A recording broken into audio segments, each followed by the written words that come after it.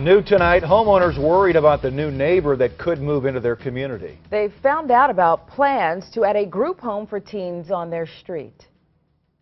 How would you feel if it was right next door to you? How would you feel? Residents showed News 4 this card. They received it in the mail. It says Boys Hope, Girls Hope is looking into the possibility of relocating about 20 boys and girls in Brentwood on Madge Avenue just off South Brentwood Boulevard. Jasmine Huda asked the executive director of the organization for answers.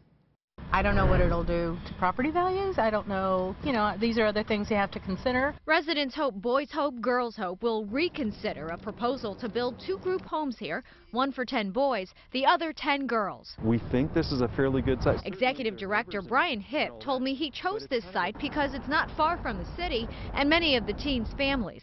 He points to the organization's reputation and says the teens in need will not pose any problems for the neighborhood. What do you think is the biggest misconception here? I think the biggest misconception is anytime you talk about a group home, people immediately and justifiably think that you might be dealing with young people who are violent, chemically dependent, drug addicted, are in trouble with the law.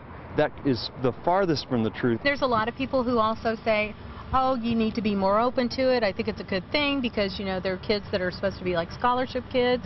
And I said, well, how would you feel if it was right next door to you? Boys Hope, Girls Hope wants neighbors to give them a chance and not jump to any conclusions. It's inviting the block to an informational meeting Monday night. In the end, we wouldn't want our kids to be in a neighborhood that would be unwelcoming unwelcoming to them. In Brentwood, Jasmine Huda, News 4.